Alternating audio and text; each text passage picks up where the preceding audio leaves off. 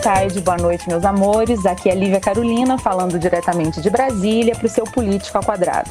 Caião, eu tô chegando na seguinte fase do meu relacionamento com os nossos ouvintes. Quando chega uns 2 dias antes da gente começar a gravar novamente, eu já tô com saudade. Sabe como se fosse um casal em que um mora na capital e todo final de semana pega o ônibus pra ir pra cidadezinha do interior pra encontrar com o amado ou com a amada. Pois bem, nós viajamos toda semana ao encontro dos nossos ouvintes pra juntos nós pensarmos esse Brasilzão.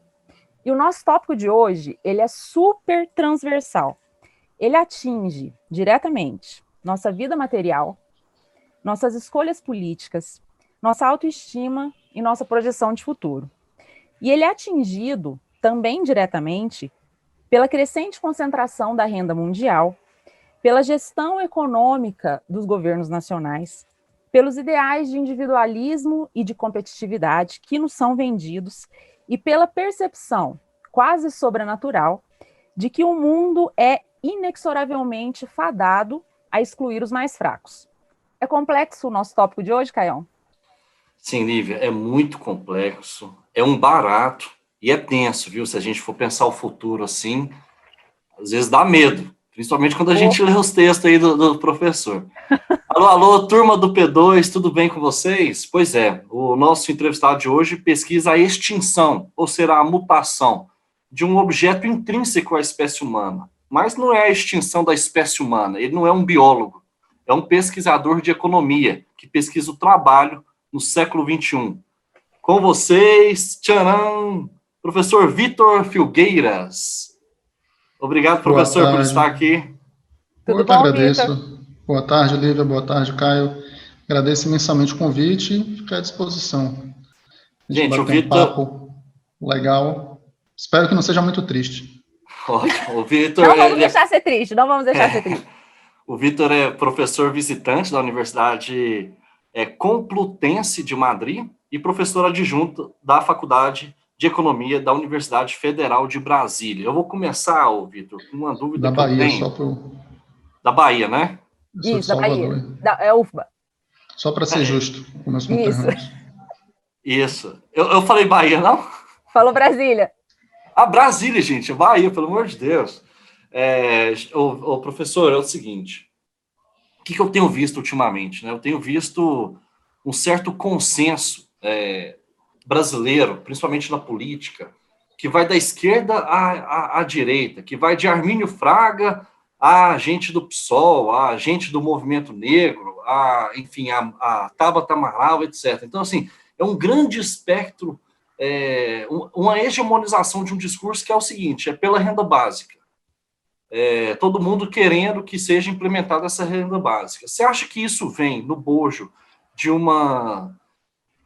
da certeza de que não haverá trabalho realmente para todo mundo, que a gente vai ter uma galera completamente precarizada, uma galera desempregada estruturalmente, e se não houver essa renda básica para o pessoal poder comer, a sociedade vai entrar em colapso?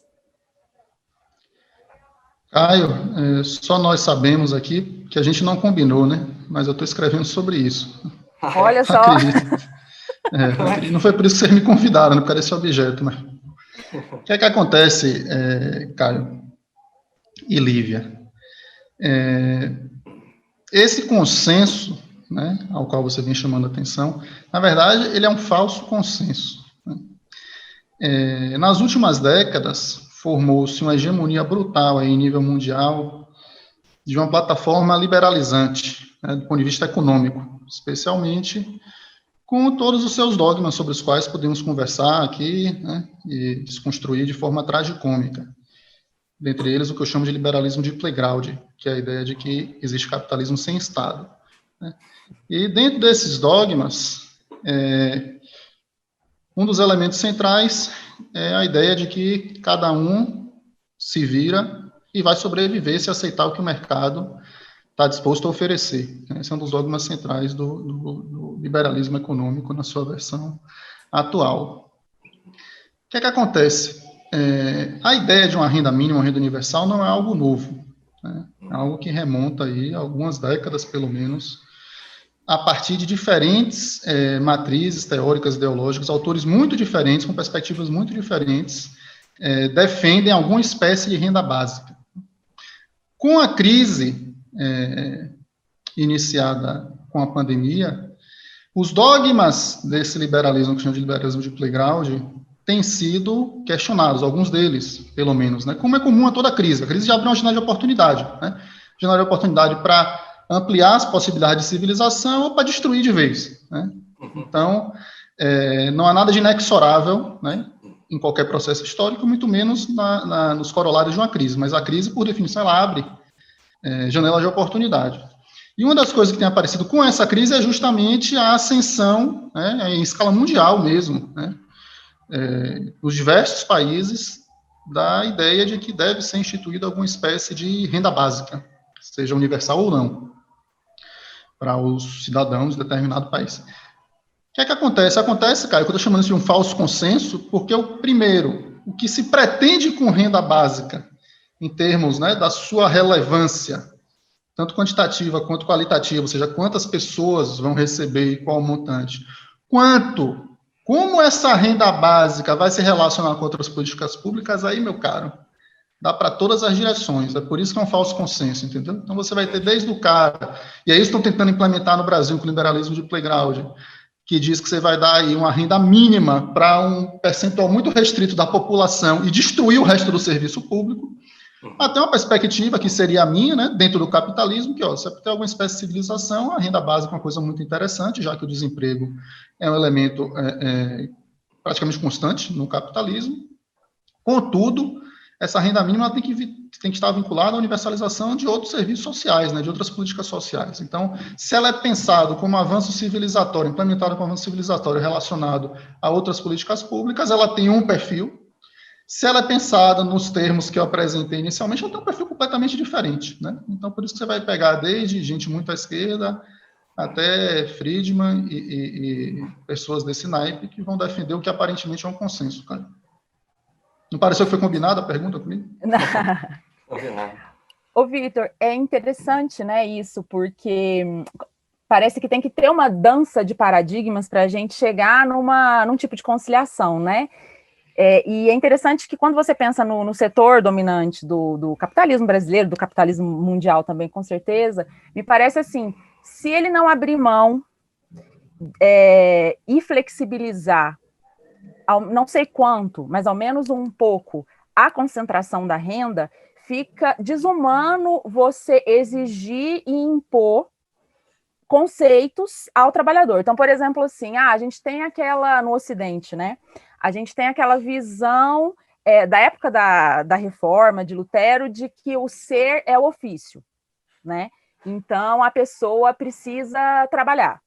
Aí vem um segundo momento que o trabalho vai ficando escasso, né? Depois das revoluções industriais que foram acontecendo, o trabalho vai ficando escasso, aí você tem que ser o quê? Você tem que ser empreendedor, né? Então, o trabalhador tem que ser empreendedor. E aí vai chegando num ponto, que é esse ponto que o Caio tocou, que quando você chega na iminência de uma quarta revolução industrial, que você não consegue nem ser empreendedor, então aí você tem que ir atrás de uma renda básica, né? Mas aquela premissa ali primeira de que ninguém abriu mão é de que a concentração de renda é muito grande, né?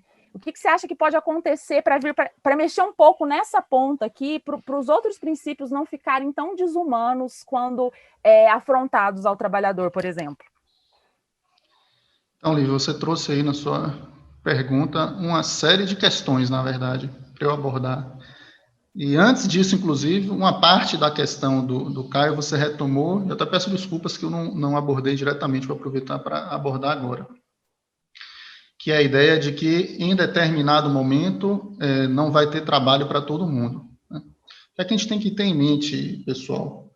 Que não há nada de inexorável em ter ou não trabalho para todo mundo.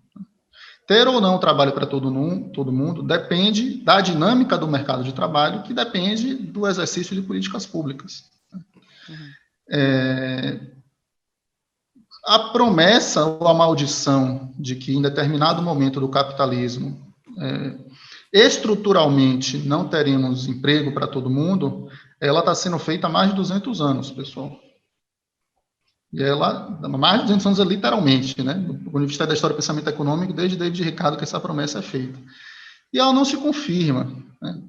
E ela não se confirma justamente pelo que eu acabei de dizer. A quantidade de postos de trabalho, né, e os índices de desemprego daí decorrentes, eles estão relacionados ao nível de atividade econômica, né? Você não pode pensar nunca, Lívia, Caio, na relação entre tecnologia e emprego de forma estática, né? No sentido de que, ou melhor, de forma parcial, no sentido de que você vai fazer análise à luz da quantidade de pessoas que são necessárias para produzir determinado bem, ou seja, só do ponto de vista técnico. No capitalismo, por definição, à medida em que as forças produtivas evoluem, né, a capacidade técnica do homem de interação entre eles e com a natureza para transformar os produtos em mercadoria, você diminui, esse raciocínio é fundamental a gente ter em mente, vou falar de forma bem simples, você diminui a quantidade de pessoas e a quantidade de tempo necessário para produzir determinado item, determinado bem. Mas nada garante, Lívia e Caio, nada que você vai produzir a mesma quantidade de bens. Você pode produzir uma quantidade muito superior de bens. Ou seja, isoladamente, à medida que o progresso técnico caminha, a quantidade de pessoas necessárias para a produção de cada item diminui. Então, do ponto de vista intuitivo, né, e do ponto de vista lógico, isoladamente, você tem uma tendência à redução da ocupação, a tendência à redução de pessoas trabalhando. Só que eu estou dizendo é o seguinte, o capitalismo ele também é regido por uma lógica que se chama processo de acumulação. O processo de acumulação implica você produzir cada vez mais. Se essa produção cada vez maior suplantar a redução de pessoas necessárias à produção por determinado período de tempo, você vai ter um saldo no emprego. E não há nada que garanta que um processo vai suplantar o outro. Então, mesmo com a quarta revolução industrial, quinta revolução industrial, 80ª revolução industrial, se o processo de acumulação, no sentido do incremento da quantidade de itens a serem produzidos, se a economia estiver bombando, trazendo aqui de uma forma coloquial, isso pode superar, e já superou em outros momentos de outras revoluções industriais, a economia de pessoas por tempo, por unidade de produto, de forma que o saldo pode ser positivo. Qual é o drama? Tá claro esse raciocínio? Qual é o drama, Lívia e Caio? O drama é que, na conjuntura atual, e há pelo menos 4 décadas, a economia mundial vem experimentando um processo concomitante de ampliação e radicalização incremental do avanço tecnológico, sem um processo de crescimento da economia que seja forte o suficiente para compensar esse incremento tecnológico. Então, esse é o drama da situação, não é o drama da tecnologia per si, e do avanço tecnológico per si. Agora não vai ter vagas para todo mundo, isso já não, né, mas em atraso respondendo ao que o Caio perguntou. Então, a questão não é simplesmente a partir da perspectiva que a renda universal vai substituir os salários porque vão faltar emprego. Não se trata disso. São coisas distintas, né? Vai faltar emprego a partir da dinâmica do mercado de trabalho, que depende de políticas públicas, né?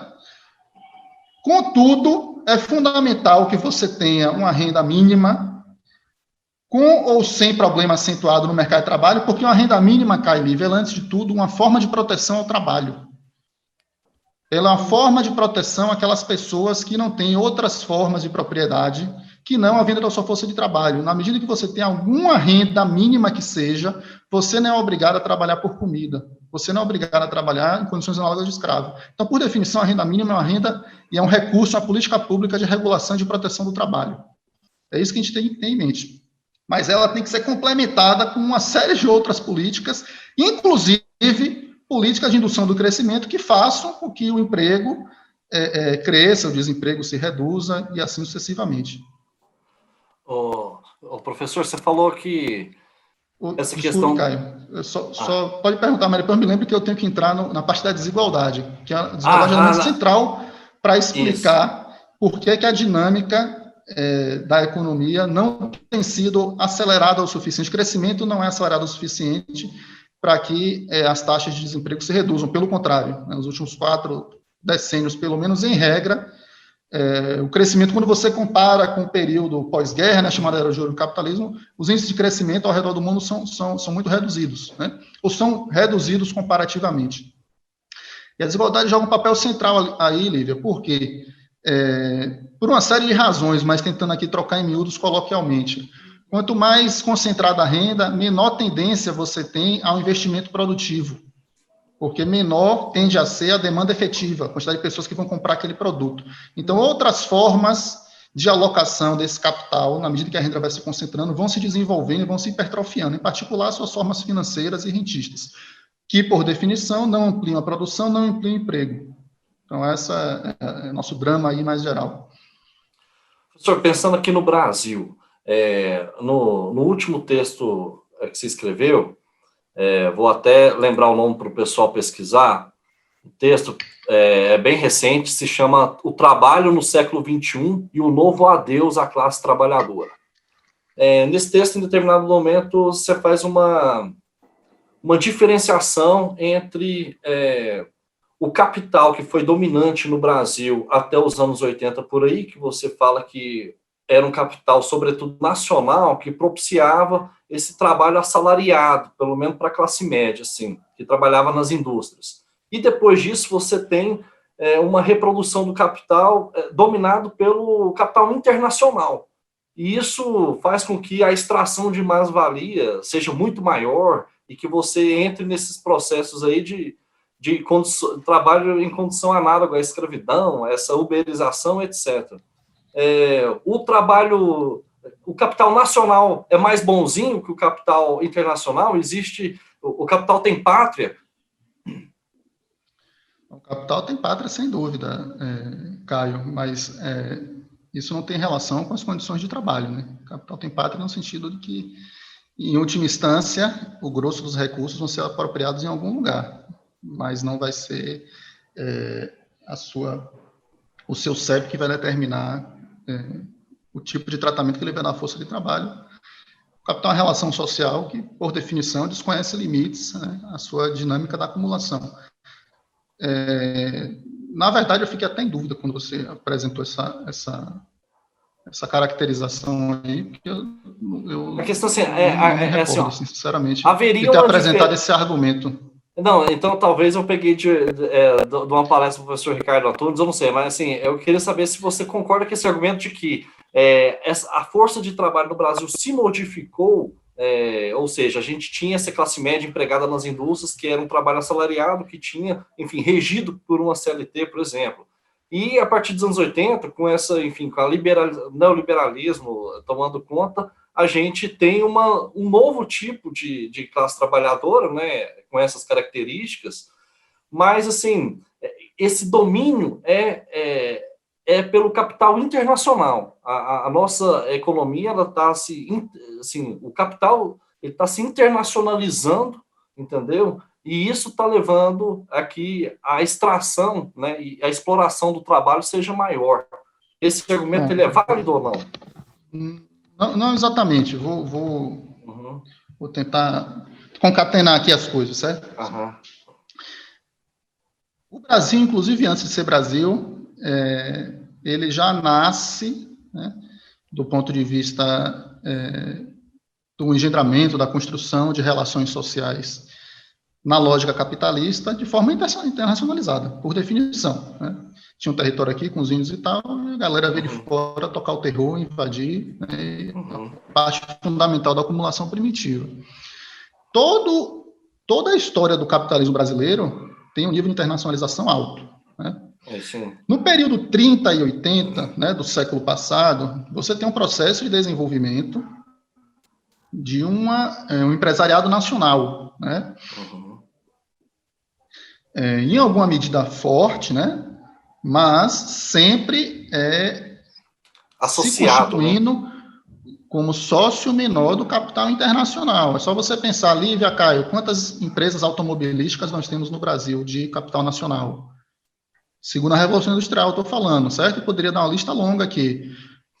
Os grandes protagonistas do capitalismo brasileiro sempre foram os capitais internacionais, certo? Do ponto de vista da dinâmica da acumulação, né, dos setores de ponta, né? Isso acontecia na segunda Revolução Industrial e acontece agora, né? Microeletrônica, etc. Quais são as grandes empresas de computador de capital nacional, grandes empresas de celular de capital nacional, certo? Isso é uma coisa. Pronto, dito isso, tendo clareza disso, para a gente não ficar nesse negócio nacional, internacional, que isso daí não vai ajudar, não tem bonzinho nessa história, e também não tem malzinho. Não tem malzinho. A empresa, o jogo é jogado, o jogo é ganhar dinheiro, certo? Não tem malzinho nem bonzinho. Então, dito isso, no Brasil, entre 30 e 80, houve um processo de industrialização forte, né, mesmo que nossos capitalistas não fossem os protagonistas. Nesse processo de industrialização forte, ou melhor, esse processo foi acompanhado por alguma regulação protetiva do trabalho, né, que surge, se consolida com a CLT e que caminha aí até os anos 80. Contudo, eu disse alguma regulação protetiva. Por quê? Porque tanto o escopo quanto a efetividade dessa regulação sempre foram reduzidas, né? Então, muitas pessoas assalariadas sempre não tiveram sua carteira assinada, né? E mesmo com a carteira assinada, a percentual da população que teve carteira assinada e que foi crescendo ao longo das décadas, nunca enfrentou excelentes condições de trabalho, né? Então, nossa realidade sempre foi dura. Nunca houve nada parecido com o estado de bem-estar social europeu aqui no Brasil e no nosso mercado de trabalho. O que é que acontece? Acontece que é verdade que você percebia alguma espécie de avanço civilizatório, né, no sentido de existência de regras, né, publicização da relação, existência de regulação da jornada, salário mínimo, etc. E, em especial, em alguns setores de ponta, você conseguia, aí você deu um exemplo muito bom, Caio, das indústrias e tal, sindicatos mais fortes que impunham, né, complementarmente à legislação, limites ao processo de exploração, constituindo, né, um patamar um pouco mais civilizado nas relações de trabalho, que não era algo generalizado, né? Entendi. Então, na década de 80, especialmente a partir dos anos 90, você tem um retrocesso num processo, né, ou melhor, num cenário que já não era muito bom. Essa que é a ideia geral aqui, entendeu? Já não era muito bom. Contudo, você via um processo, né, incremental, civilizatório, no sentido da formalização do trabalho, em alguma medida, e com a existência de regras, mas não era nada de extraordinário. Há uma radicalização, é verdade, Caio, estou tentando precisar bem aqui o raciocínio, sim. Da internacionalização da economia brasileira, né? Então, muitos setores que eram nacionais, ou de capital nacional, passam a se internacionalizar. Privatização joga um papel-chave nesse processo aí, Caio, né? Então, uma série de setores que eram de capital nacional, público ou privado, passam para propriedade estrangeira, para gestão estrangeira, muito com a abertura, muitas empresas, né, são adquiridas, processo de fusão, de incorporação,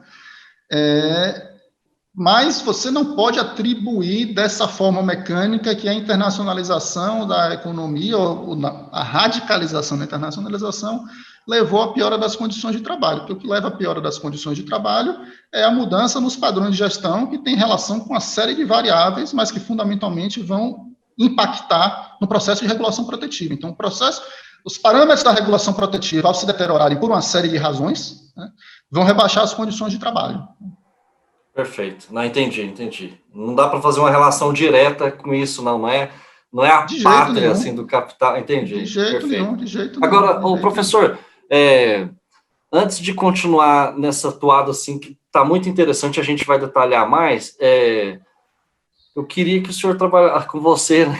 Trabalhasse com a gente um conceito que ele vem sendo muito, enfim, debatido nas redes sociais, principalmente recentemente com uma postagem de um intelectual brasileiro, que é o Silvio Almeida. A gente está citando ele até no programa pela segunda vez, no programa que a gente citou. Um abraço, Silvio Almeida, venha conversar com a gente, fazendo um jabazinho. Já é a quinta, sexta vez que a gente cita ele. Isso. E é o seguinte, ele escreveu um texto sobre o termo neoliberalismo. Ele fez uma crítica lá sobre o neoliberalismo, aí viu um monte de economista liberal, viu um monte de gente falando, não, isso não existe, isso aí, enfim, é um conceito extremamente vago, que as pessoas colocam isso como, enfim, a coisa má, etc. E é uma coisa que não existe. Como é que você que estuda economia, essas relações de trabalho, definiria o termo neoliberalismo?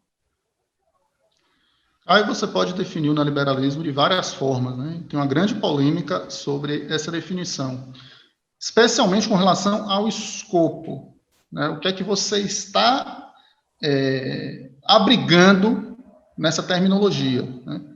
Então, autores internacionais aí vão, em muitos casos, dar um escopo imenso ao neoliberalismo, falar que vivemos a era neoliberal, porque esse atual modo de regulação capitalista, né? Então, nesse caso, você está falando que, basicamente, né, todos os aspectos que compõem a vida econômica estão abarcados pelo neoliberalismo, né? É possível fazer um regime de acumulação, né? Tem gente falando, é um regime de acumulação, que senão você vai pegar um monte de coisa. Leis, regras, forma de organização das empresas, políticas públicas, comportamentos individuais, mentalidade, enfim. Você pode pensar aí, o neoliberalismo vai pegar, né? Como é que eu, particularmente, sem negar outras hipóteses de conceituação, como é que eu acho interessante pensar o conceito de neoliberalismo para torná-lo mais operacional, né? E não botar e não fazer, como a gente chama na Bahia, aqui, um bolo doido de informação, tudo dentro de uma mesma coisa, e perder as particularidades de outras coisas, né? Por exemplo, se você bota tudo dentro do neoliberalismo, você não percebe como padrões de gestão, apesar de se relacionarem com o neoliberalismo, não se identificam perfeitamente, são fenômenos próprios, né, como o toyotismo e estratégias atuais como a uberização, que evidentemente tem um diálogo muito próximo, estão relacionados, mas não são a mesma coisa.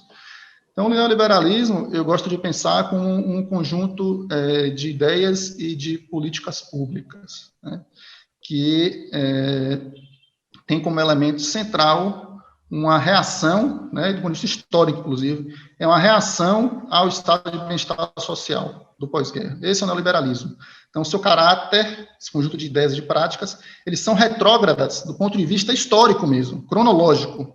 Você tem uma série de direitos, né, que se desenvolvem, inclusive com o próprio capitalismo. O capitalismo, inicialmente, é um sistema progressivo, né, para defender direitos civis, todo mundo é igual perante a lei, devido ao processo legal, direitos políticos, todo mundo tem direito de votar, de ser votado. Em determinado momento, o que aparece, Caio e Lívia? O direito social, que é o reconhecimento que a sociedade produz desigualdades e que os direitos sociais vão, em alguma medida, garantir condições mínimas de vida àquelas pessoas que já têm os direitos civis e políticos, mas, inclusive, não tinham condição de exercê-los por não ter patamares mínimos civilizatórios para sobreviver. Então, o neoliberalismo é fundamentalmente uma reação a isso, aos direitos sociais. Então, por isso que ele é retrógrado, por definição. Então, é um conjunto de ideias e de práticas, de recomendações de políticas públicas que visam destruir os direitos sociais. Entendi. Vitor. Simplificando bastante, né? Se quiser, eu posso desenvolver mais. Mas falando ainda do papel do Estado e dos principais artífices do Estado, né? Então, por exemplo, a pessoa que os grupos que detêm o poder econômico e que eles detêm não só o capital, mas eles detêm também, principalmente, o discurso, que é muito importante, né? Então, a gente vê um discurso que é o seguinte, a técnica e agora a tecnologia, elas são neutras e elas são excludentes por natureza. Então, assim, a tecnologia é excludente, a técnica foi excludente, a tecnologia ela é excludente, desculpa, mas a gente não pode evitar e temos de nos adaptar a isso, como se o Estado ele não tivesse meios de fazer escolhas técnicas, de fazer escolhas tecnológicas, né? Como se fosse assim, meu Deus, a deusa tecnologia.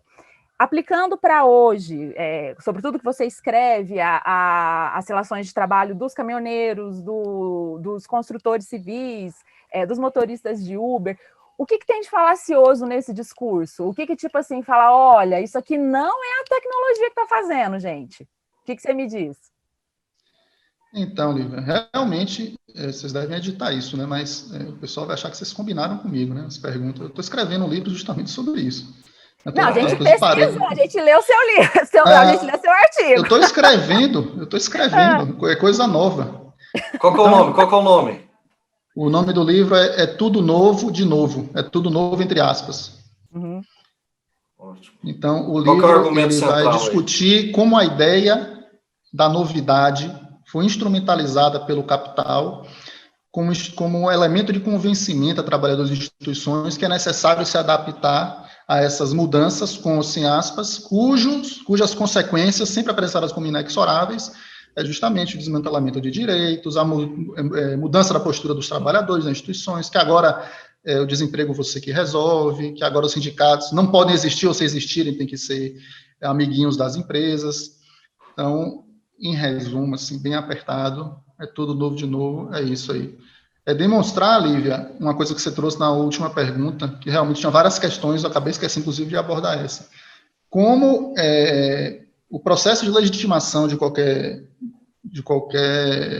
ordem, de qualquer estrutura, ele é essencial para que as coisas continuem funcionando e os objetivos dos dominantes continuem sendo alcançados, né?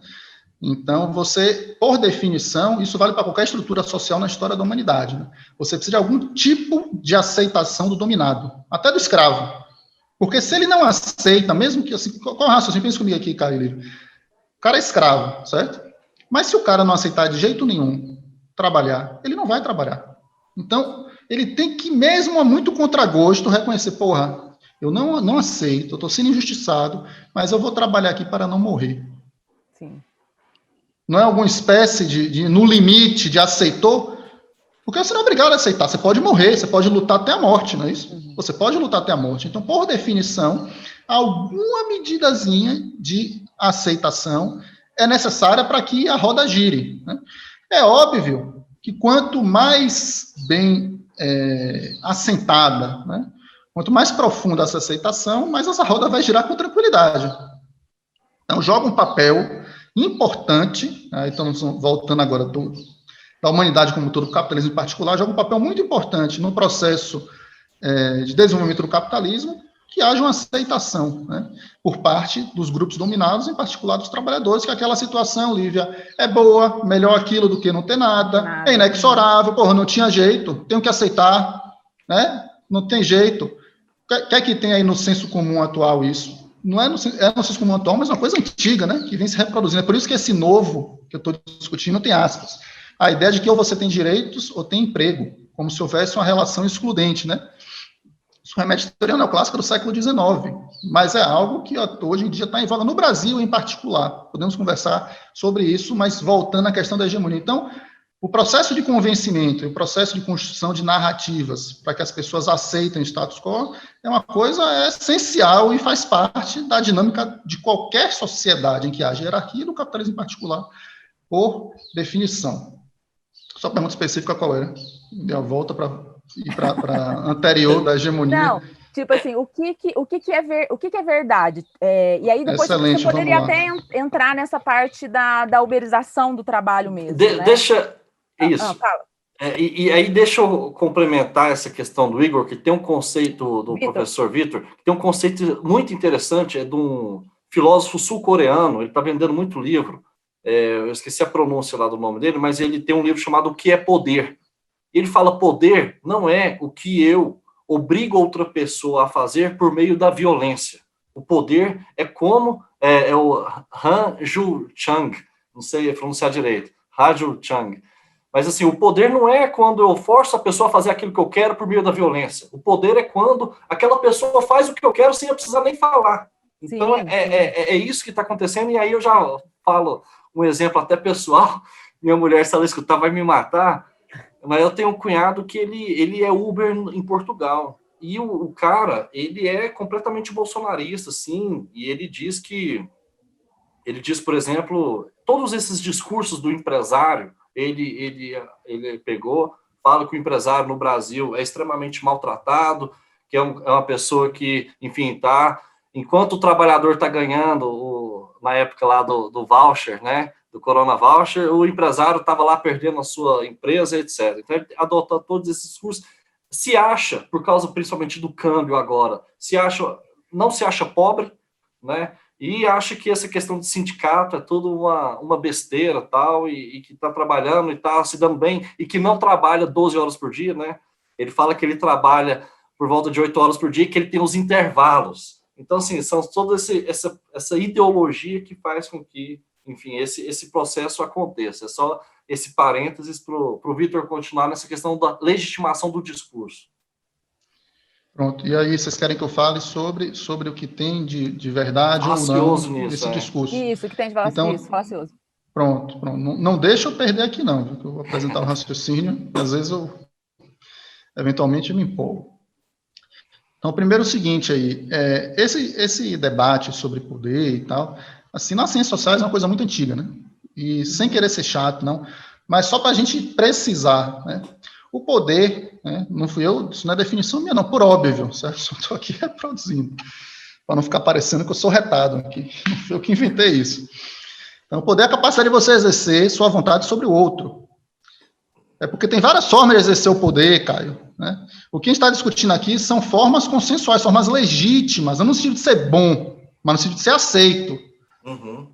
Então, alguns autores vão trabalhar com a ideia de dominação, né?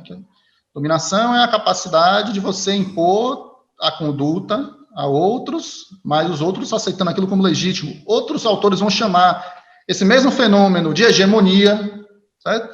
Então, tem uma variação aí terminológica, mas vamos dizer que o cerne do debate aí, no exercício da força e da construção do poder, né, da vontade de um sobre o outro, reside justamente nos elementos coercitivos, né, e a sua relação, não é a sua contraposição, é a sua relação com elementos não coercitivos.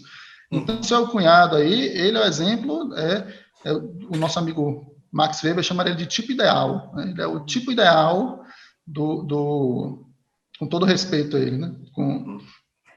Do protótipo, um tipo ideal. Putz, eu só estou pensando em uma coisa que não é muito, que é meio pejorativa, né? Mas de uma pessoa que está reproduzindo o senso comum, né? Aquilo que você ouviu dizer e tal, você assimila e reproduz numa condição de dominado, né? Em benefício do dominante, mas sem você perceber, né? Então, dito isso, vamos lá para os exemplos ou para a resposta à luz do que a Lívia está pensando, ou trouxe aqui para a gente. O mundo, Lívia e Caio, tem passado, de fato, por transformações profundas nas últimas décadas, né? Então, o que é verdade? O desemprego passou a ser um problema muito mais grave do que era no período pós-guerra. Estou falando em escala mundial, né? O Brasil, o problema do desemprego, ele começa a ser pesado nos anos 80, ou final dos anos 80 e início dos anos 90, né? E nos países centrais na Europa, isso antecede um pouco, já nos anos 80 era um problema, né? Então, o desemprego passa a ser um problema sério. As tecnologias avançam de fato, e me lembro de responder, Lívia, a questão da neutralidade tecnológica, que é muito importante também, não deixa eu não abordar isso. Então, as tecnologias avançam de fato. Avançam para permitir que, com menos tempo, você consiga fazer mais coisas, ou seja, empregando menos pessoas, dedicando menos tempo, você faz mais coisas, ou empregando a mesma quantidade de tempo de pessoas, você consegue fazer outras coisas que você não fazia antes. Então, tanto quantitativa quanto qualitativamente, você tem um incremento imenso da tecnologia nas últimas décadas, verdade também. As empresas mudam as suas estratégias de gestão. Esse também é um elemento central, do ponto de vista jurídico, do ponto de vista da localização geográfica, do ponto de vista da estruturação formal do seu capital, certo? E especialmente do ponto de vista retórico, do que elas falam, o que elas são. Se der tempo, seria interessante voltar sobre isso, para comentar as plataformas. Essas mudanças são factuais, né? Isso acontece. Contudo, né, os interesses hegemônicos, as empresas, né, para ser bem objetivo, ou capital, se você quiser, ele vai criar narrativas a partir de alusões a esses fenômenos concretos, reais, que se verificam. Então, vamos dar 4 exemplos de narrativas. Primeiro, a narrativa de que, com essas mudanças, a globalização, a maior competição entre as empresas, verdade, maior competição entre as empresas, é impossível você fazer políticas públicas locais de emprego. Então, que você tem que agora liberalizar, em especial fazer reformas trabalhistas, reduzindo o custo do trabalho para manter o emprego. Isso não, né, temos todas as evidências empíricas aí para demonstrar que isso não procede, né? Só que se você acredita, Lívia, você não vai se opor à reforma trabalhista, não é isso? Se o amigo do Caio acredita, ele não vai se opor. A tecnologia mudou demais com a narrativa da empresa. Com as mudanças tecnológicas, precisamos flexibilizar o trabalho, flexibilizar, aspas na flexibilização, podemos falar sobre isso também se der tempo. Aspas na flexibilização, precisamos flexibilizar o trabalho, e a qualificação que vai resolver o problema. Precisamos nos qualificar, porque as tecnologias acabam com os postos de trabalho menos qualificados. Se todo mundo se qualificar, você não tem desemprego. Não procede também, é inconsistente, mas se você acreditar, lá vai você fazer o seu cursinho feliz da vida e não vai discutir a tecnologia como o Lívia quer que eu discuta daqui a pouco. As empresas mudaram, agora elas só estão centradas no seu core business, elas transferem as partes acessórias para outras empresas, o discurso da terceirização. Se você acredita de fato que terceirização é isso, como é que você vai se opor a um processo que é inerente ao capitalismo, que é a divisão do trabalho? Mas a terceirização não é isso, podemos conversar sobre isso. Depois, as empresas radicalizaram, elas dizem que não fazem mais nada. Num primeiro momento, elas fazem gestão da marca, né, a conversa das áreas dessas empresas, a gente só faz compras, a gente faz a gestão da marca, e agora radicalizaram de vez, são as plataformas, a gente não faz nada, só faz a mediação entre consumidores e produtores. Não procede, não é consistente. Basta você pesquisar como é que se estabelece essas relações. Mas se você compra esse discurso, como é que você vai falar que os trabalhadores estão sendo prejudicados? Como é que você vai falar que o cunhado do Caio está sendo prejudicado se ele é Uber e ele é livre, ele é autônomo para trabalhar 500 horas por dia, todos os dias da semana, todos os dias do ano? E por último, ficou longa essa resposta, hein? Desculpe aí. Bora. E por último, a ideia de que nesse cenário, né, de dificuldade de políticas públicas, de restrições, cada um que vai dar os seus pulos, cada um que vai resolver o problema do desemprego. Isso aparece na década de 90 com o empreendedorismo.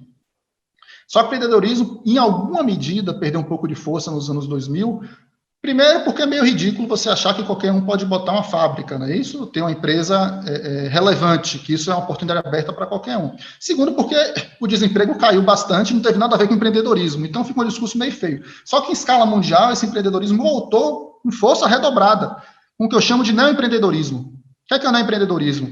É a ideia de que o avanço da tecnologia, Lívia, provocaria a democratização do acesso aos meios de produção, que agora basta você ter uma ideia brilhante, ou, se você não quiser ter uma ideia brilhante para ter o seu próprio startup, basta que você se associe a uma startup com uma bicicleta. Então, tudo, mais do que nunca, mais do que antes, agora que só depende de você, de fato. Você não tem do que reclamar. E de graças a Deus que está acontecendo assim. Então, um resumo aí, mais ou menos resumido, seria isso. Certo. Entendi. Ô, Vitor, você acha que algum partido político no Brasil hoje está preocupado realmente com essas questões? Está antenado em relação a isso? Ou você acha que todo mundo acostumou que vai ser o projeto Mad Max num futuro breve, que vai ser essa questão de bolsões de precariados, bolsões de desempregados, e a gente faz uma renda mínima para o povo não morrer? Ou você acha que pode existir políticas públicas mais efetivas de dar emprego digno para o povo? Como vocês vão editar, eu vou lembrar, vou responder isso. Posso responder a questão da neutralidade tecnológica? É uma coisa bem importante também, que a Lívia perguntou, o discurso, que a tecnologia, etc. Então, e aí, pode me cobrar essa daí depois, Caio, na sequência.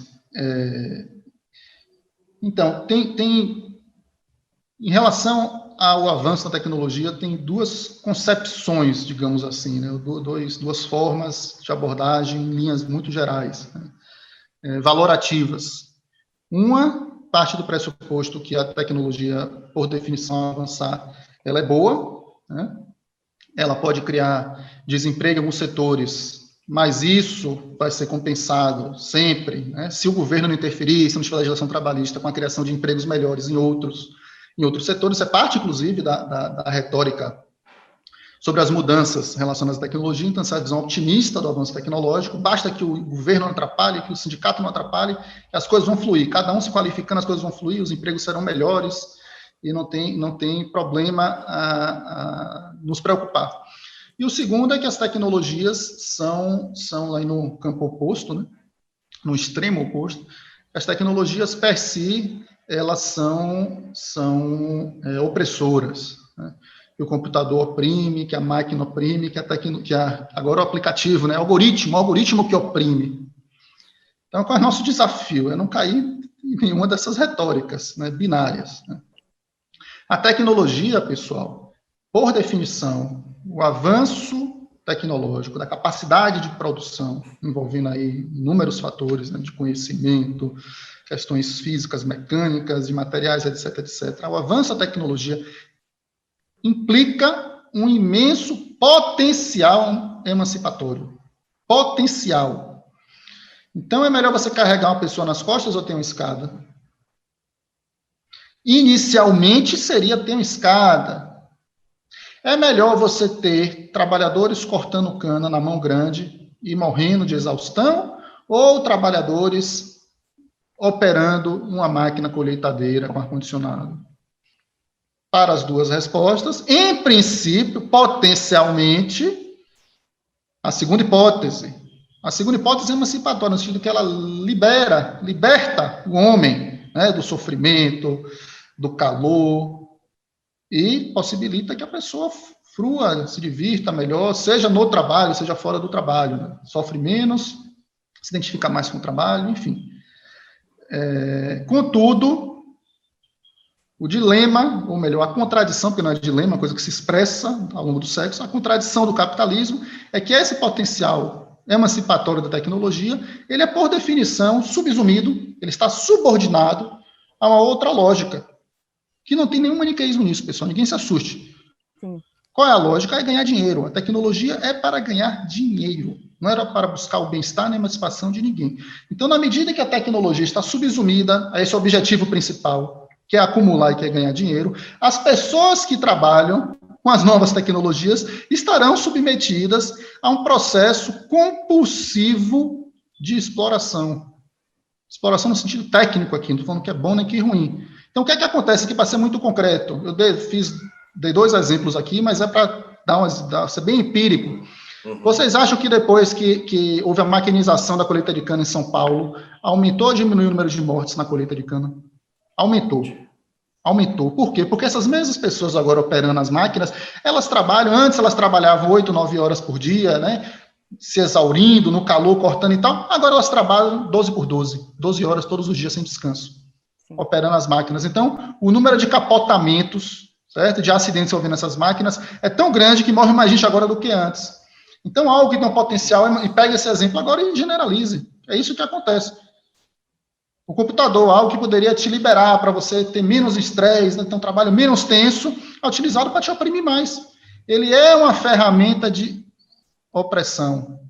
Ele tem um instrumento de produção, um meio de produção, computador, a máquina, equipamento, mas ele não precisa ser livre, por isso que a gente não vai cair do outro lado, entendeu? Sim.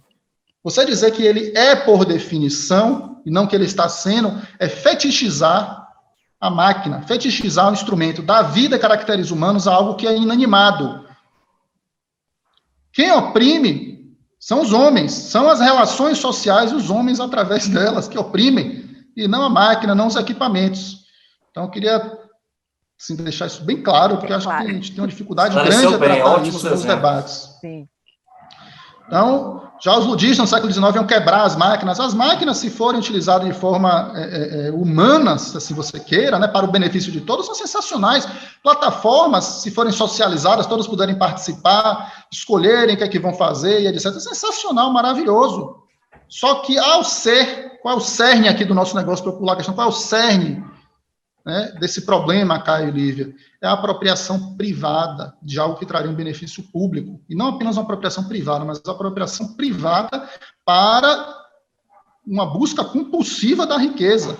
Então, não é simplesmente, que é meu, e para eu ganhar o máximo com isso. Então, eu te excluo porque é meu, e além disso, eu vou usar isso daqui e espremer a laranja até o final, oprimindo quem quer que seja. Dito isso, Caio, com relação à sua questão, só retomando se era exatamente isso, para eu dar a resposta precisa, em relação se tem algum partidos políticos, algum se vai sindicato, algum líder que está, enfim, antenado com essa Caio, questão só do trabalho. Repete a sua pergunta toda, porque a hora que a gente cortar, ela fica bonitinha desde o começo, entendeu? Ah, tá. Então, vamos lá. Professor, eu queria saber se tem algum partido político, algum sindicato, algum líder político que você visualiza aí que está antenado em relação às questões do trabalho no século XXI que está incorporando alguma plataforma que dote o Estado de políticas públicas que refreiem esse futuro, que se continuar assim vai ser esse futuro de bolsões de precarizado, bolsões de desempregados, a pessoa achando bom arrumar um trabalho precário depois de anos desempregado, etc. Esse é um futuro, assim, hoje, nessa conjuntura, é o que se vislumbra. Então, assim, se os partidos, principalmente a esquerda, obviamente, estão antenados em relação a isso, porque o que eu vejo é o pessoal muito preocupado com a questão principalmente hoje em dia, da identidade, etc., com aquelas questões de políticas afirmativas, questões relacionadas à identidade, né? E não relacionado ao trabalho, que sempre foi o berço da luta da esquerda, né? Então, você acha que os partidos, portanto, estão atualizados nessa questão? Os partidos estão te lendo, professor? Certamente não, né? Agora, respondo, porque você fez uma pergunta que novamente trouxe uma série de questões, né? Eu posso tentar abordá-las todas aqui. Então, primeiro, há várias pessoas, né? Inclusive super preparadas e etc. Agora, não acho que serão pessoas pontuais que vão conseguir implementar caminhos, né? Você precisa de movimentos, mobilizações, etc. A situação no Brasil é muito ruim, Caio Lívia, muito ruim, na perspectiva de um campo civilizatório. Eu não chamo nem de esquerda, né? Porque foi uma coisa que você trouxe na sua fala, que eu gostaria aqui de falar uns 30 segundos. Criou-se em escala mundial, né, e o Brasil vive isso de forma tragicômica, uma completa deturpação do que é esquerda e do que é direita, né? E essa completa deturpação não é por ignorância, não é por burrice. Essa é uma estratégia da extrema-direita para trazer o campo do debate, ou seja, as propostas, as deliberações, as análises e as disputas para o mais próximo possível da extrema-direita, né? Qual é a estratégia? É imputar ao adversário, dizer que o outro é sempre o oposto. Ao dizer que o outro é sempre o oposto, mesmo aquele que está muito perto de você, você pinta ele como oposto, mas na verdade ele é quase você. Então, se ele é o extremo oposto, mas ele é quase você, e você perde a disputa, quem é que ganha? Quase você. Por quê? Porque não existe nada além daquilo. Então, por exemplo, para ser claro aqui, vamos desenvolver esse argumento que é muito importante. A ideia de que o PT é de esquerda, isso é uma piada, entendeu? Isso é uma piada à luz dos fatos. À luz dos fatos, isso não ofende. O PT governou o Brasil 14 anos. 14 anos. Eu era auditor fiscal do trabalho, Lívia e Caio. Eu ia te perguntar eu sobre era isso, fui auditor fiscal do trabalho. Eu ia te fazer uma pergunta sobre isso depois, mas pode ficar tranquilo. Então, onde você quiser listar, eu posso ficar aqui 2 dias com você, listando o que é que o PT fez, e não é juízo de valor, são fatos, entendeu? Em relação ao que se pode considerar a esquerda. Então, o primeiro passo, assim, para o papo ter uma racionalidade, assim, o que é a esquerda, o que é a direita? A esquerda racional e a direita racional, ambas têm 2 características em comum. As racionais, elas defendem direitos civis e direitos políticos. Certo? Qual a diferença da esquerda para a direita racionais? A esquerda diz que o mercado institui desigualdade, então que é necessário reformá-lo, é necessário garantir direitos complementares, direitos sociais. Essa é a esquerda light, né? E a direita vai dizer, não, o mercado é espaço de igualdade, você tem direitos civis e políticos e a galera se disputa no mercado, todo mundo se dá bem no mercado. Então, essa é a polarização que, por definição, define esquerda e direita, certo? O que é a extrema... Sim, e a extrema esquerda é o que, por definição? É você dizer que não apenas você tem que reformar esse mercado, como você tem que acabar com ele, que a democracia, que direita e esquerda tradicionais defendem, né, direito ao voto, etc., não pode se ater à política, ela tem que fazer parte de toda a sociedade. Então, a esquerda radical nada mais é do que democratizar tudo. É você votar pela jornada de trabalho, você votar pelo salário, você decidir tudo coletivamente, certo? Essa esquerda radical praticamente não existe, né? Não existe, né? E a esquerda mais light, né, historicamente, é aquela que vai defender os direitos trabalhistas, vai defender tributação de impostos, né, ou tributação dos ricos, e assim sucessivamente. Previdência pública. Opa, quem reformou a Previdência 2 vezes contra os trabalhadores? Foi o governo do PT. Pô, não preciso nem continuar com isso, né? Não preciso nem continuar com isso. Então o PT é neoliberal. O senhor está falando que o PT foi um partido neoliberal. De acordo com a sua definição. Caio, não disse isso, a gente não pode ter raciocínio binário. O PT fez 14 anos de governo de centro. O PT pode vestir de vermelho, pode dar pitizinho, pode achar que Lula é Deus, pode achar o que quiser, um partido de centro, Eu trabalho com fatos. Né? Tem um cara de esquerda, um tal de Lênin, que fala, né, que o único critério da verdade só é a prática, não é isso? Então, pronto, é um partido de centro, isso não é ruim nem bom, é um fato. A gente pode listar aqui os fatos, é um partido de centro. Centro, não é neoliberal. O partido neoliberal, por definição no Brasil, é o PSDB. É o partido, por definição, neoliberal do Brasil, o PSDB. Por quê? Porque a sua plataforma, né, desde muito tempo, é destruir os direitos sociais. O PT é um no cravo, um na ferradura, 3 no cravo, um na ferradura. Né? Tanto é que a política de valorização do salário mínimo não é uma coisa neoliberal, é uma coisa positiva. Uma coisa positiva, certo? Do meu ponto de vista, sou um cara de esquerda.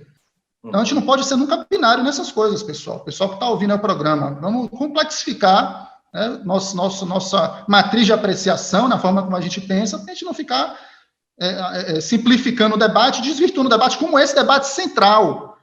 Se você fala que o PT é de esquerda, Caio, ou de extrema esquerda, pior ainda, o que é que você está fazendo? Você está dizendo que a melhor coisa, a coisa mais à esquerda que você pode fazer no Brasil é cotas. Bolsa Família. Você está dizendo que a melhor coisa é Bolsa Família. Você está dizendo que reforma da Previdência que o PT fez 2 vezes é de esquerda.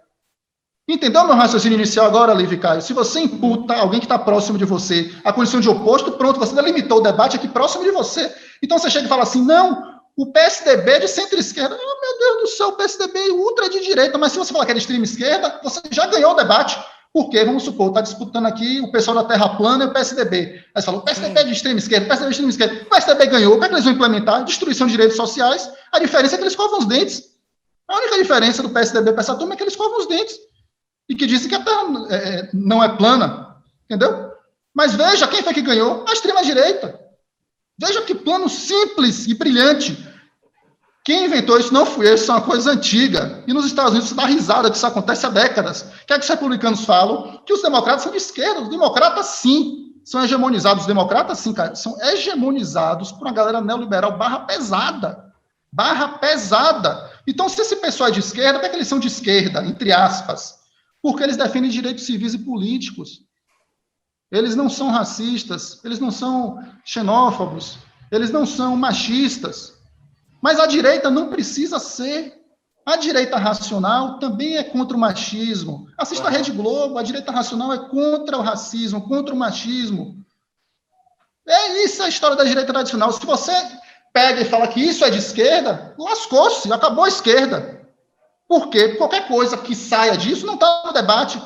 Ah, vamos pensar agora em aumentar a previdência. Isso não está nem no debate. Você disse que Tabata Amaral é de esquerda, você está brincando comigo. Você delimitou é de cá para cá. Entendeu? Entendi. Você delimitou para você. Então, quando surgiu um movimento de esquerda que faça frente a isso, Caio, fala assim, olha só, vamos agora brincar de verdade, a gente quer acabar com as empresas. Pronto, aí agora tem extrema esquerda. Direitos sociais, previdência, saúde, etc. No pós-guerra, saúde universal, educação pública universal, no pós-guerra, eram plataformas da direita racional. Partido Conservador da Inglaterra foi o partido que mais fez casas públicas, public housing, mais do que o Partido Trabalhista no pós-guerra. Só que o nosso debate ficou completamente maluco, mas não é maluquice, é isso que a gente tem que ter em mente, não é burrice, nem ignorância. Isso é a decorrência de uma estratégia simplória, básica, mas que a extrema-direita está conseguindo levar todo mundo na conversa, porque todo mundo cai. Cai porque não percebe isso e cai porque se intimida, ainda tem essa, se intimida. O que é que o PSDB fez à medida que foi taxado de esquerda? Foi caminhando cada vez mais para perto deles. Não por acaso eles vieram com a plataforma conservadora contra direitos civis e políticos cada vez mais maluca, com Serra e etc. Eles vieram caminhando para a direita. O PT sofreu o mesmo processo, cada vez que de esquerda o pessoal foi caminhando, se aproximando, buscando um meio termo. Um meio termo entre 2 polos que não são polos. Qual é o meio termo entre o centro e a extrema-direita? É o meio termo da Tabata Amaral. Você tem, vou escolher entregadores sem direito nenhum, o outro polo é entregadores com carteira assinada. Isso é uma loucura. O outro polo é não ter plataformas. Se você, carteira assinada é o mínimo. Só que aqui o raciocínio de Tabata Amaral e companhia faz, não, o polo é você ter carteira assinada. Então, ou você não tem nada, ou você tem carteira assinada. Qual vai ser o meio termo? Ter 10% dos direitos. Entendeu? É uma coisa básica, rapaz, em que as pessoas caem, sacou? Me dá uma garapa. Então, essa estratégia de associar, Caio, como você muito corretamente falou aí na sua pergunta, direitos civis e políticos a ser de esquerda ou de direita, é uma estratégia da extrema-direita. Qual é a lógica, qual é o cerne da extrema-direita em comparação com a direita tradicional? Eles também acham que o mercado é o espaço da liberdade. Só que eles são pré-diluvianos, eles são pré-capitalistas nos direitos civis e políticos. Uhum. Eles têm coragem de defender regimes ditatoriais, posturas racistas, machistas. Isso não é da direita necessariamente, pô. A direita pode escovar o dente, não tem problema nenhum. Mas a estratégia da extrema-direita não apenas traz o debate todo para a direita, como tem beneficiado a direita tradicional, e não por acaso eles apoiam, né? Botam o dedinho no nariz, mas apoiam. Por quê? Porque a pauta principal dessa direita não é direito civil e político. A pauta principal dessa direita é destruir o direito social, é a acumulação ilimitada. Então, por isso que eles torcem o narizinho, que feio, que está escandalizado, mas apoiam os caras. Por que apoia a extrema-direita? Porque a extrema-direita destrói o direito social de forma mais explícita e sem conversa mole. Mas os partidos, até agora, os partidos de esquerda, eles estão aderentes a essa questão, assim, eles estão com noção acerca do futuro do trabalho no Brasil, do trabalho do século XX no Brasil? Veja só, Caio, primeiro, voltando à conversa, a gente já tem que definir o que é partido de esquerda, né? Talvez a gente pudesse pensar no PSOL como partido de esquerda, porque os outros partidos que se dizem... Vamos falar, então, do partido de centro e centro-esquerda, em relação ao trabalho. Isso, em relação ao trabalho. Eu vejo... Porque senão não tem... O quê? Porque se não pegar o de centro e se vamos pegar só o de esquerda, isso daí não vai ter o que falar, né? Vamos ter que partir para os de centro. Não, você pode dizer que o PSOL é um partido, né, com todo, né, um partido pequeno, todo fissurado e tal, mas você pode dizer que é um partido de esquerda. Agora, se você fosse entrar para os outros mais nanicos, ia ter mais dificuldade, né, porque eles defendem armamento e etc. Então, são a esquerda não racional, eles são o equivalente da direita não racional, eles são a esquerda não racional. Qual é a situação que eu acho aí, pessoal? Do ponto de vista discursivo, né, eu teria minhas dúvidas, né, em relação se eles estão preparados para enfrentar ou para mudar a situação, do ponto de vista discursivo, de análise. O que é que eu não tenho nenhuma dúvida? Que nenhum desses partidos vai implementar ou tem qualquer intenção de implementar qualquer programa civilizatório na perspectiva dos direitos trabalhistas, né? Nenhuma dúvida. Falo isso com muito pesar, com muito desgosto. Gostaria de estar errado. Em geral, quase sempre eu gosto de estar errado, mas, em geral, infelizmente, não estou, né? E nessas análises, pelo menos, né, do que vai acontecer. Não sei se o meu pessimismo ou o meu realismo tende a se confirmar. Então, eu já vivi, como eu disse, eu fui auditor fiscal há 11 anos, né? Então, eu vivi aquilo ali, eu sei, né, o que é o governo do PT, e etc. Não estou fazendo nenhum maniqueísmo, né? Não é bom nem ruim, é o que é. Só não me diga que é de esquerda, certo? Nem social-democrata, não é. Nada nem perto disso. Não me parece que haja qualquer transformação nesse sentido. Se, eventualmente, Lula, né, vier a ser eleito, ele vai jogar o mesmo jogo, porque é o que é, e o pessoal vai dizer que ele está certo, independentemente do que ele faça, os apoiadores, e assim vai seguir. O Ciro Gomes é uma completa incógnita, né, ele seria outra opção, e o PDT, mas o Carlos Lupe era ministro do Trabalho, no período que eu fui auditor fiscal, né, e a turma dele. Então, é um pessoal também que não é para frente, né, em termos de legislação trabalhista. Veja, sem raciocínio binário, não estou dizendo que é igual ao que existe agora, certo? Estou dizendo que eles vão jogar esse jogo da amizade, da conciliação, a tendência, qualquer desses partidos de centro-esquerda, como queira, a tendência é jogar o jogo da amizade, da conciliação, sentar, vamos conversar, e a tendência é que não destruam mais. Agora, reverter reforma trabalhista, né? Ampliar previdência social, e entre outras políticas social-democratas, né, de uma esquerda tradicionalmente moderada, mas civilizatória, eu me surpreenderia muito se qualquer uma desses espectros fizesse, mas a vida é um processo, a luta política é um processo, quem sabe se algum movimento se construir e conseguir impor uma agenda desse tipo. Mas estamos falando das mesmas pessoas, né, as mesmas pessoas que já jogaram esse jogo. Não estou ouvindo nenhuma novidade nos envolvidos, não acho ninguém bonito nem feio, mas eu já sei o que aconteceu, entendeu? Então seria uma grande surpresa se viesse diferente. Ainda mais que depois dessa experiência que a gente está tendo agora, tudo vai ser desculpa para dizer que não pode se melindrar ninguém, é preciso ter o maior cuidado, o mundo vai cair, né, e etc. E não o pode perfil criticar. da... Como é? Não pode criticar, né? Não entendi. Não pode criticar, né? Porque o pessoal fica falando, não critica o PT, não critica os partidos não, porque senão o Bolsonaro Não, vai eu estou ganhar. dizendo Então. pior do que isso, cara, que se esse PT, qualquer um dessas frações de centro-esquerda assumirem, eles vão usar o tempo todo a retórica de que o momento é muito delicado, que a democracia está em risco, que não se pode ter nenhuma iniciativa e etc. Né? Que o mercado vai ter uma síncope, todo mundo vai morrer. A gente já viu esse filme, né? Eu não estou vendo o filme mudar. Mas repito, né, para ficar claro, a gente não ser binário. Qualquer coisa, inclusive da direita tradicional, em substituição ao que estamos vendo, menos pior, e qualquer coisa de centro, em comparação com a direita tradicional, também é menos pior, porque a nossa direita tradicional, infelizmente, está demonstrando o que é aí, né? Destruição, sem limite, e sem qualquer perspectiva de autocrítica, inclusive, né? Todos eles, né? Mas aí eu estou falando do ponto de vista da civilizatório da direita tradicional, eles continuam, basta ver os votos do Supremo, todos eles, veja que eles brigam, mas quando vai qualquer tema, Caio, Lívia, sobre direito do trabalho, Barroso, Gilmar, o que é que eles fazem? Se abraçam. Terceirização, se abraçam. Isso é ser de direita. Não é escovar os dentes ou não se escovar os dentes. Escovar os dentes ou não é direita extrema ou direita tradicional.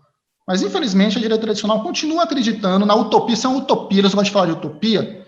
A utopia da direita é achar que vai conseguir preservar direitos políticos e civis sem direitos sociais.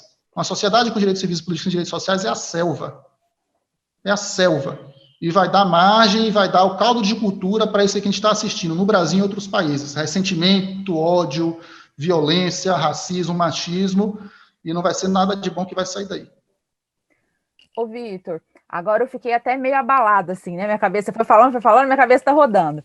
Seguinte, me parece que a gente está com muitas réguas, e muitas dessas réguas, elas estão tortas, né? Então, assim, a gente voltando aqui completamente para o Brasil. Como é que uma esquerda mais estruturalizante, né? Porque foi isso que eu imagino que você quis dizer com tudo que você falou até agora, não se posicionar contra nenhum nem outro partido, mas simplesmente estabelecer que nenhum deles está pensando estruturalmente uma mudança verdadeiramente progressista para o Brasil, né? Só que assim, como que no Brasil, do Raízes do Brasil, no Brasil do Donos do Poder, como que num Brasil desse você ganha uma eleição, né? Porque me pareceu assim, que enquanto você foi falando, que na verdade uma estratégia seria, ao invés de ser pensada a institucionalidade, no sentido assim de tipo a política, os cargos, tal, os cargos eletivos, você pensar na base.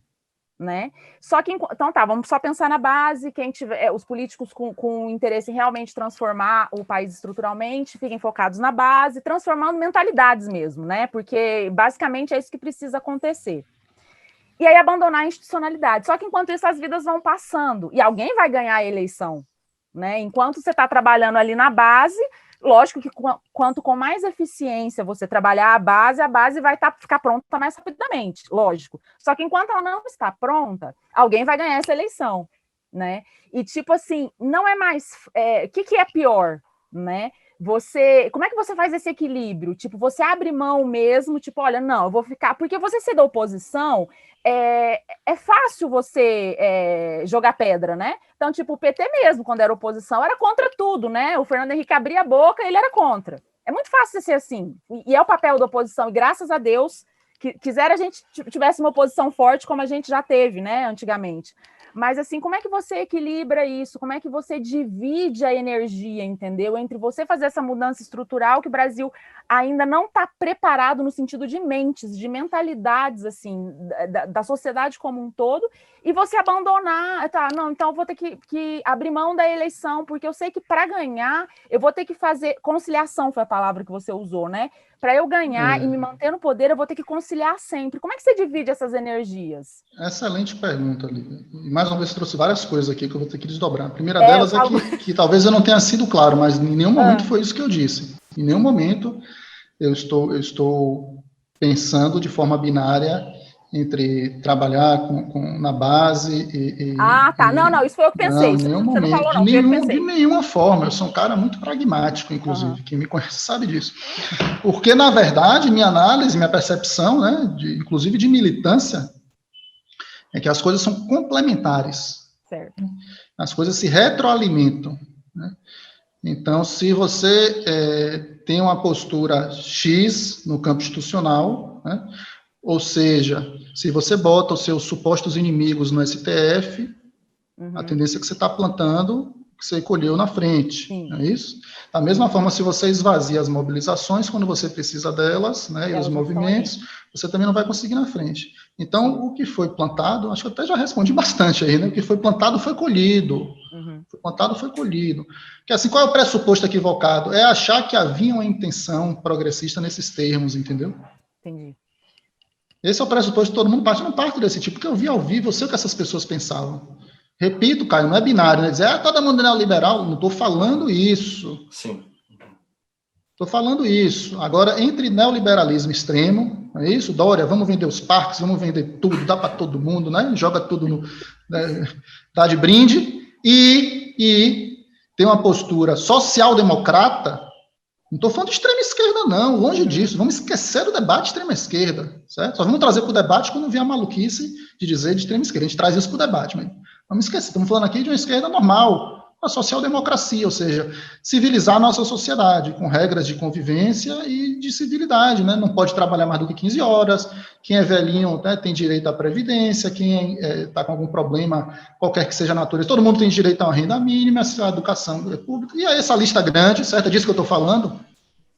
Entre isso e o neoliberalismo extremo, nós temos uma série de frações, uma série de possibilidades, certo?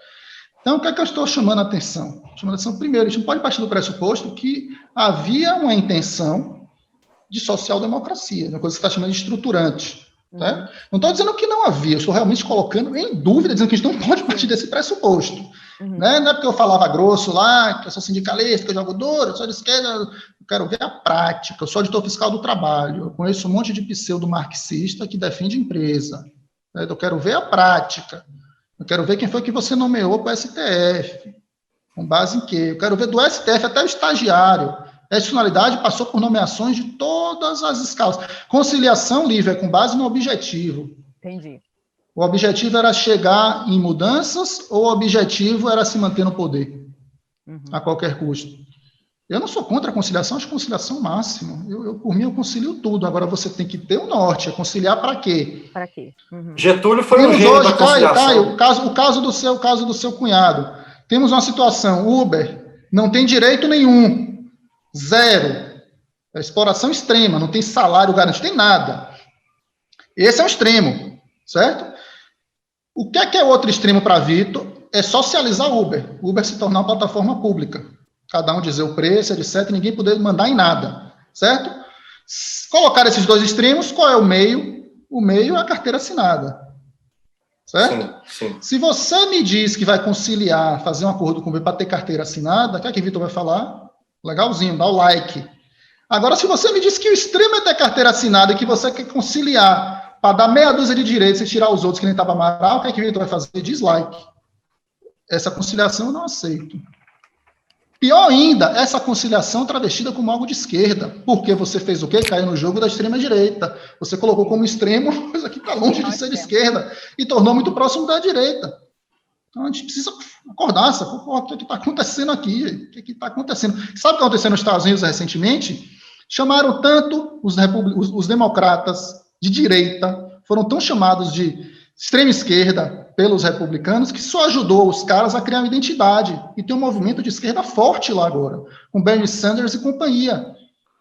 Então, o Biden, que está longe de ser social-democrata, mas está longe também de ser um neoliberal, né? A gente não cair novamente no binarismo. Ele foi obrigado, Lívia e Caio, está sendo obrigado a caminhar um pouquinho para a civilização. A proposta do salário mínimo de $15 por hora, renda mínima, tudo que está aí colocado, saúde universal nos Estados Unidos, e uma série de outras coisas estruturais para tentar construir uma social-democracia nos Estados Unidos, são coisas que ele está recebendo nos peitos. Ele está recebendo nos peitos. E ele está pegando um pedacinho e jogando para cá. Longe da esquerda, mas evidentemente, Caio, muito menos pior do que o que tinha antes, certo? Certo. Deixa eu só Em fazer 2000... uma pausa aqui, peraí, Caio. Vitor, como é que você está de tempo? Porque eu acho que a gente tinha que falar da própria uberização, no sentido assim, que eu queria que você explicasse as relações do Uber bem rapidamente para o ouvinte entender, porque eu mesma fui entender depois de muito tempo usando o Uber, e também falar da reforma trabalhista. Como é que você está com o tempo aí? Porque 10 minutos, pode ser? Deu 1h e... Agora deu 1h10. Quanto que você tem mais? Então mais 10 minutos, então. 15, que eu pego os minutos depois. Ótimo. Olhando aqui o celular. Pronto. Tá, então você pergunta, Caio, por favor. Só uma coisa rapidinho, Caio, desculpa te interromper. Porque você vai perguntar o Uber, mas está perguntando plataformas em geral, não é isso? Isso, plataformas. Só para ficar claro. Plataformas em geral. Aí eu vou perguntar essa questão dessas plataformas, e aí depois a gente tem um quadro fixo do programa, e aí a gente caminha para o encerramento. Isso. Professor, eu queria que você abordasse um pouco a questão relacionada à relação de trabalho nessas plataformas de hoje em dia. Como é que isso se dá? Como é que é a relação entre empregado e empregador? Ela existe? Como é que isso tem sido operado aí mundialmente? Então, Caio, eu vou tentar dar uma resposta bem sintética, né? Se é que é possível, abordando algumas questões, ou talvez as principais questões. Primeiro é o seguinte, do ponto de vista do conteúdo, né, da natureza, da relação que se estabelece entre empresas que se autodenominam plataformas, e trabalhadores que laboram para essas empresas, né, é uma relação de trabalho assalariada. Por que é uma relação de trabalho assalariada? Porque alguém manda, alguém obedece às determinações de quem manda. Quem manda escolhe quem entra, quem manda escolhe quem sai, quem manda escolhe quem vai prestar o serviço, quem manda escolhe qual vai ser o preço do serviço, e assim sucessivamente. Então, qualquer coisa que saia do conceito de assalariamento, aí você está brincando comigo, certo? Então, são relações de trabalho assalariadas. Segundo, se isso vai implicar o reconhecimento do vínculo de emprego pelo Estado e, consequentemente, os direitos daí decorrentes, é um processo completamente político. Uma relação de trabalho assalariado é um fato, cuja regulação protetiva vai acontecer ou não. Vai acontecer ou não, a depender das disputas políticas, exclusivamente, certo? O que é que acontece? Acontece que as plataformas, as empresas que se chamam plataformas, né, elas radicalizam recursos retóricos que não são novos, né, mas que elas levam às últimas consequências. Então, que recursos são esses? Fundamentalmente, a ideia que remete à terceirização, se inicia com a terceirização, de que a divisão do trabalho no capitalismo contemporâneo está se radicalizando. E, com isso, as empresas deixam de fazer cada vez mais atividades e delegam para outros. Esse é o pilar fundamental do discurso delas. A partir daí, né, com a terceirização, você vai dizer que subcontrata o trabalhador, mas não nega que ele é assalariado de outro. Depois você vai dizer que é uma empresa compradora ou faz a gestão das marcas, né, a Zara. Então, nesse caso, você nem subcontrata o trabalhador, você compra o produto, então o cara está mais distante possível. O que é que as plataformas vão dizer? Vão dizer, eu não contrato ninguém, eu não tenho nada a ver com isso. Eu sou simplesmente aqui um espaço digital que facilita o encontro entre consumidores e produtores. Então, o raciocínio é o mesmo, mas radicalizado. E para tentar sedimentar, legitimar, Lívia, voltando à nossa conversa sobre hegemonia ou dominação do início da entrevista, para tentar legitimar, né, fazer com que essa roda gire, é fundamental convencer trabalhadores, para começar, né, de que eles não são assalariados, e também fundamental convencer instituições, legislações, legisladores nos mais diversos países. Então, essas empresas gastam aí mundos e fundos para tentar convencer as pessoas, o que é uma operação intrigante, né? Ela é tragicômica em alguma medida e também intrigante, por quê? Porque talvez, nunca na história do capitalismo, né, talvez, você tenha identificado uma relação tão assimétrica, tão subordinada. Por quê? Porque a tecnologia, sobre a qual também já conversou no início da entrevista, ela é um instrumental, né, através desses novos programas, aplicativos, os algoritmos, etc. Esses elementos tecnológicos, eles recrudescem, eles aumentam a possibilidade de identificação, comando e decisão por parte das empresas em relação ao processo de produção de trabalho. Então, a subordinação, o poder de mando, né, que tradicionalmente ele é exercido com uma série de limitações, né? Você não consegue saber exatamente o que é que o cara fez, quantas peças, né, a velocidade que ele está trabalhando, como ele está se posicionando, seu número, tudo dá um trabalho danado, não é isso? Na história do capitalismo, você pode pensar em diversos setores aí. O que é que a tecnologia faz, né, dos algoritmos aplicativos? Você consegue agora mapear quase tudo, até se o cara coçou o olho, se duvidar, você mapeia. Então, esse potencial emancipatório sobre o qual conversamos se torna um elemento de potencialização, não da emancipação, mas da opressão. Então, os caras são completamente dominados, completamente subordinados, em todos os aspectos. Né? Então, a capacidade de exercício do poder, né, da vontade de um sobre o outro, é uma coisa absurda, absurda. A empresa sabe qual foi o caminho que o cara fez, qual foi a velocidade, a lista aí vai, né? A gente nem sabe, porque a gente não tem conhecimento preciso dos programas, a gente nem sabe até onde vai a precisão dos aspectos informacionais desses programas, a partir dos quais a empresa toma a decisão, não é algoritmo. O algoritmo é um instrumento da empresa, que vai dizer, a partir desse leque, né, gigante de informações, quem entra, quem sai, por que sai, quanto vai pagar, quanto não vai pagar, e assim sucessivamente. Como é que vai induzir, como é que não vai induzir, como é que vai incentivar, como é que não vai incentivar, qual a melhor forma, que a informação nos indica que é a melhor forma de punir, de incentivar, e aí vai a lista longa. Né? Mas são relações assalariadas, assim, brutalmente assimétricas. Ah, Vitor, você está especulando? Não, eu lhe falo e você apresenta a contraprova. Alguém que não é subordinado, trabalha 12 horas por dia, até 7 dias por semana para ganhar menos de um salário mínimo? Trabalha para outro? Né? Porque é isso, você vai lá para a plataforma e trabalha 7 dias por semana, 12 horas por dia. Isso eu estou falando de evidências empíricas. Se quer vontade de pesquisar no Google, nossas pesquisas e outras pesquisas de outras fontes também. Em Nova York, a grande maioria dos motoristas do Uber recebia menos salário mínimo. Né? É só dar uma checada aí nas pesquisas existentes.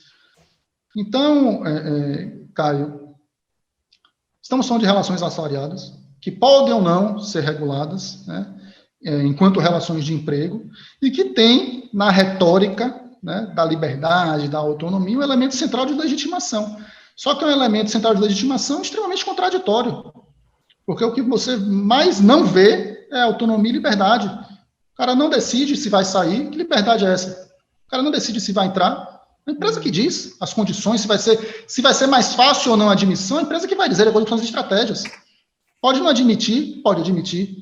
Vai botar para fora a hora que quiser. Uma das coisas que a gente apura em nossas pesquisas é esse processo de dispensa, demissão, fala, não é bloqueio, desligar, é demissão, dispensa de trabalho, coisa completamente arbitrária, né? Quem vai fazer entrega ou não, e aí a lista é longa de mecanismos que evidenciam o poder e que vão se desdobrar, vão ter como produto processo de exploração brutal em termos de condições de trabalho, ausência de descanso, péssimas remunerações, instabilidade, é uma coisa triste, né? A gente tem um dos nossos projetos agora, eu estou fazendo atendimento, né, com nossa equipe, atendimento médico e jurídico dos trabalhadores acidentados, né, de aplicativos, que trabalham para essas empresas chamadas aplicativos aqui em Salvador. Um negócio terrível, né? Terrível, assustador. A gente atende o trabalhador, um aluno minha tem um trabalhador na rua,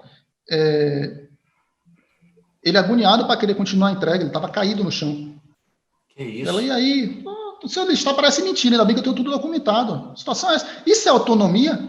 Não, eu vou ter que levantar para fazer a entrega, senão vou me bloquear. O cara caído no chão com essa mão. Eu já vi isso também, aconteceu comigo uma vez também. Coisa comum. O primeiro processo judicial que chegou ao Supremo Tribunal da Espanha e que determinou o vínculo de emprego entre entregador e aplicativo, começou por causa disso. O trabalhador se acidentou, ligou, entrou em contato lá com o aplicativo e estavam preocupados com o hambúrguer, se ele tinha entregue ou não. O jogo é esse, isso não é mal nem ruim, não, isso é o jogo. Qual é o jogo? É ganhar dinheiro. Você pode impor regras civilizatórias para que alguém ganhe dinheiro com o trabalho dos outros, ou você vai ver essa situação. A realidade vai ser essa. Infelizmente, as evidências empíricas estão aí para provar. Né? Certo. Caio, vamos chamar o Vitor para brincar agora? Momento Jânio Quadros! Vitor, esse é o quadro fixo do nosso programa, o Momento Jânio, né? Como você bem sabe, o nosso ex-presidente Jânio Quadros, ele tinha o hábito de se comunicar oficialmente por meio de bilhetinhos escritos à mão. Qual que é a proposta? Eu quero que você se imagine Vitor, hoje, abril de 2021, como presidente do Brasil. E que você escolha uma pessoa para você mandar uma mensagem. Essa mensagem, ela pode ser uma ordem, pode ser uma bronca, pode ser um elogio, pode ser uma oferta de trabalho no seu governo, pode ser um pedido de socorro, pode ser qualquer coisa, certo? E lógico que você tem que compartilhar com a gente o conteúdo desse bilhete e o destinatário também. Você fala para a gente, para quem que você vai mandar, e aí a gente vai pendurar no nosso mural. Todo mundo que participa do programa tem o seu momento Jânio Quadros, portanto, por alguns minutos é presidente do Brasil e manda um recado lá para alguém. Você pode escolher alguém e falar. Você me pegar nos prevenidos agora. Hein? Pode pensar que depois a gente corta. É a intenção. É a intenção.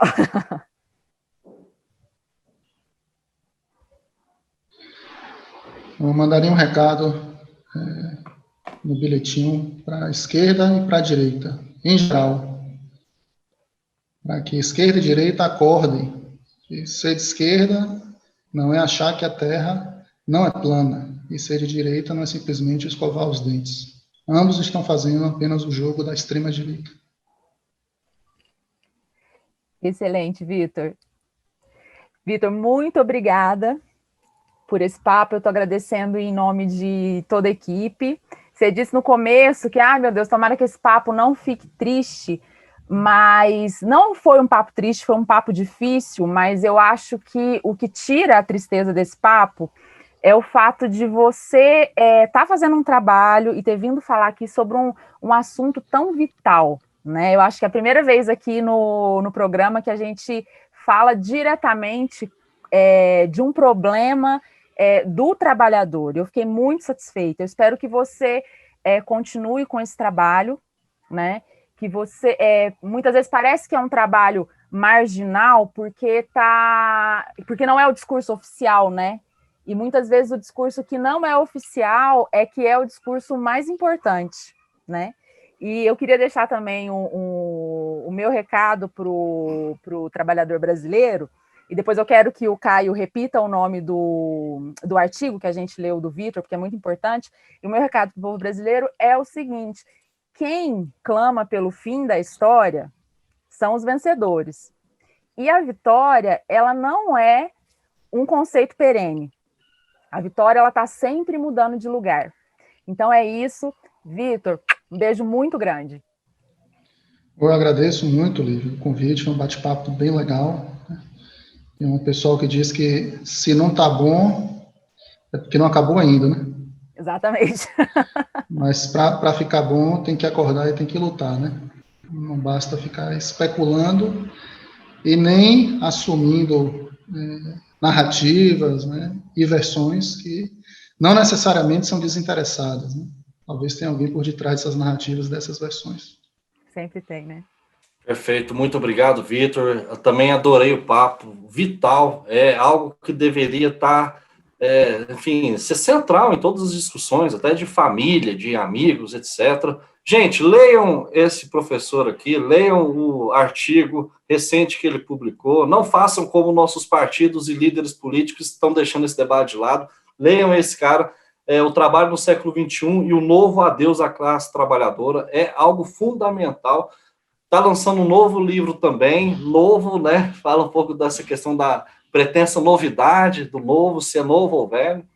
Então é isso, um papo muito interessante, muito fundamental. Um abraço a todos os trabalhadores aí. Hoje, essa semana vai ser a Semana do Trabalhador, né? Dia 1º de maio. Essa é a homenagem que a gente dá a vocês. Vamos nos conscientizar, vamos entender como é que o Brasil também ele se insere nessa questão.